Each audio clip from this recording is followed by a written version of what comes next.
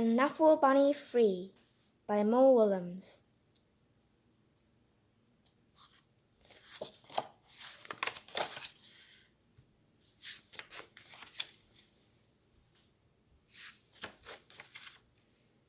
One day, now so long ago, Trixie took a big trip with her family. They were on their way to visit Trixie's Oma and Opa in Holland. Holland is far away, so that meant taking a taxi to the airport, queuing up, watching Knuffle Bunny go through the big machine, waiting some more, and finally getting onto a real airplane. On the plane, Trixie played and read and slept.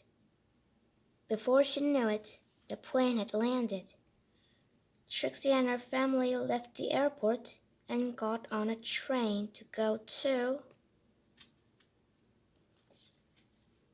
Oma and Opa's house. Oma and Opa were so happy to see Trixie.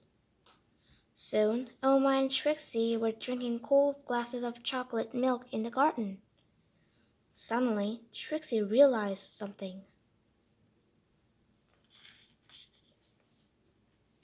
Trixie didn't tell her daddy that Knuffle Bunny was gone.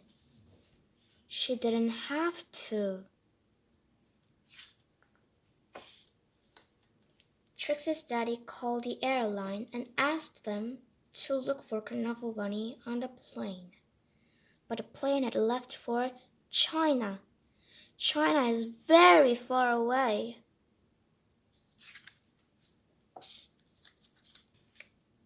Trixie's mommy hugged her and asked her to be brave. Trixie's daddy told the story of when he was a little boy and said goodbye to his special Lemmy. Oma gave Trixie another glass of chocolate milk and remarked on how big she was getting. Trixie understood. She was getting bigger. Even if she wished she wasn't. The next morning, Trixie tried to enjoy going to the cafe and the swings in the playground and the carnival that was in town. And while the whole week was filled with fun things, like eating chips on the street, visiting real windmills and feeding the ducks, Trixie was still sad. She missed her Knuffle Bunny. Oma and Opa understood. Oma and Opa had a plan.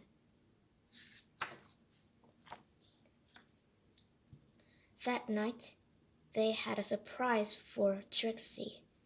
A brand new top-of-the-range Funny Bunny Wunny Doll Extreme. It could walk.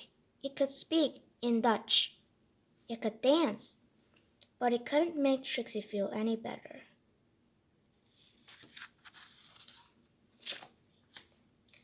Trixie was sure that she wouldn't be able to sleep another night in a strange bed without her Knuffle Bunny. But before she knew it, she was dreaming.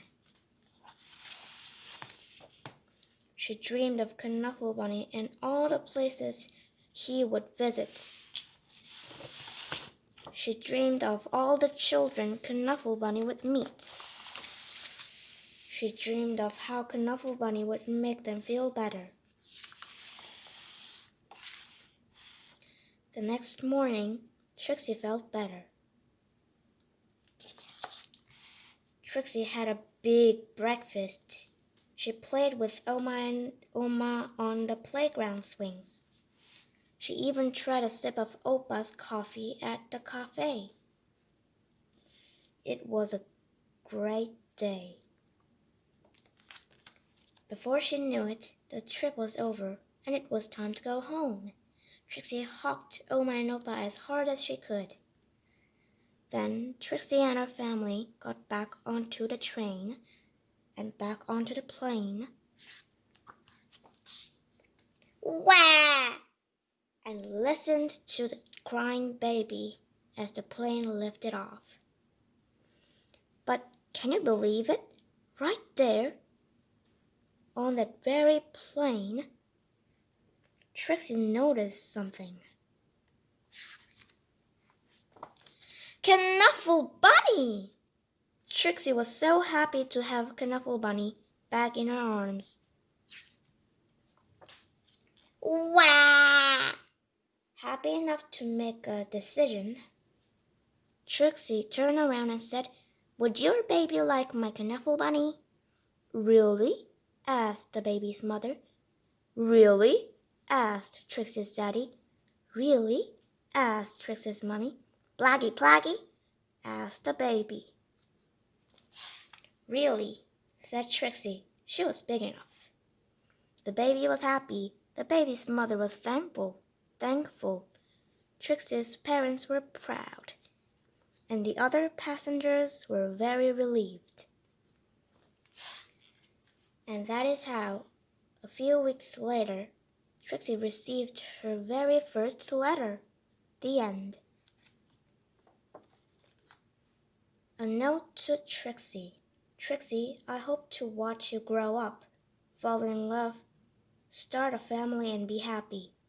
And I hope that one day, many years from now, you will receive a package from an old pen pal. Love, Daddy. The end.